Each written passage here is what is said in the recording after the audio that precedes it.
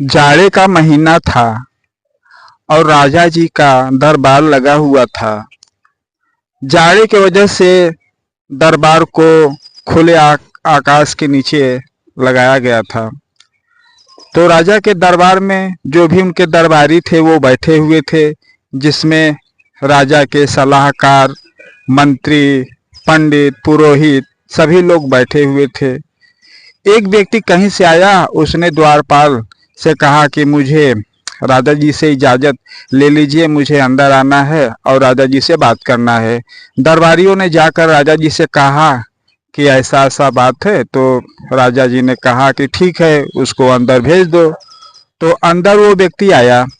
उस व्यक्ति के पास शीशे के दो जो हीरा होता है ना, तो एक असली हीरा था और उसी ठीक वैसा दूसरा शीशा था। व्यक्ति ने कहा कि महाराज, मैं कई राज्यों में गया और कई राजा महाराजा के पास में गया, मेरे पास देखिए एक ये हीरा है और एक ये कांच है, लेकिन कोई साबित नहीं कर पाया कि कौन सा हीरा है और कौन सा कांच है। और मैं हर जगह जीतता आ रहा हूँ, कोई मुझे हराने वाला नहीं मिला। यदि आपकी आज्ञा हो तो आप जैसा उचित समझें। और बहुत से राजाओं ने तो यह भी मुझे इनकार कर दिया, क्योंकि यदि वो हार जाएंगे तो उसके बदले में हमें सोना चांदी धन देंगे। तो आपके क्या विचार है, आपके क्या राय हैं? तो राजा ने सोचा कि ये तो मेरे मान सम्मान प्रतिष्ठा का प्रश्न है। दरबारियों की तरफ देखा, सारे दरबारी राजा का मुंह देखने लगे, मगर किसी को कुछ कहते सुनते नहीं बना। मगर वो व्यक्ति हाथ में पकड़कर नेत्रहीन व्यक्ति वो था, उसने तुरंत कहा कि ये हीरा है और ये कांच है। और जो व्यक्ति आया था उससे पूछा गया कि अब बताओ कौन हीरा है और कौन कांच है। तो नेत्रहीन ने जो कहा था कि कौन सा हीरा है कौन सा कांच है, तो उस व्यक्ति ने भी यही कहा कि हाँ, ये सही बोल रहे हैं, ये सही है।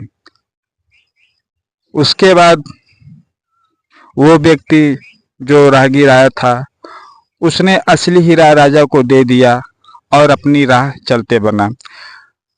अब सवाल यहाँ इस बात का है कि जो भी दरबारी थे, आखिर उन्होंने उस हीरे की परख क्यों नहीं की?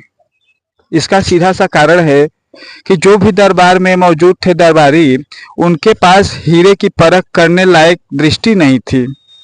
आंख तो उनके पास थी, मगर उनके पास वो दृष्टि नहीं थी कि वो हीरे की पहचान कर सके। और वो नेत्रहीन जो व्यक्ति था, उसके पास आंख नहीं थी, मगर उसने कैसे साबित किया? उसने ऐसे साबित किया, उसने बोला कि देखिए महाराज,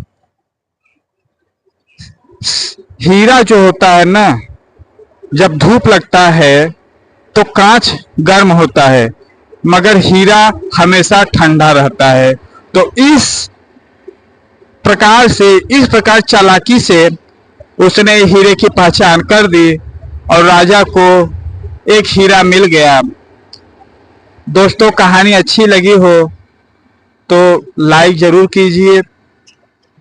जिस प्रकार उस नेत्रहीन व्यक्ति को हीरे की पहचान थी, उसी प्रकार हम मनुष्य भी हैं कि कितने ही लोगों के पास आंख होते हुए समझदारी है और कितने ही हैं जिनके पास आंख होने के बावजूद भी कोई समझदारी नहीं है। तो जरूरत इस बात की है कि निगाह ये जो पहचानने की है, जो देखने की है, इस निगाह को सही ढंग से देखें और पहचानने का प्रयास करें।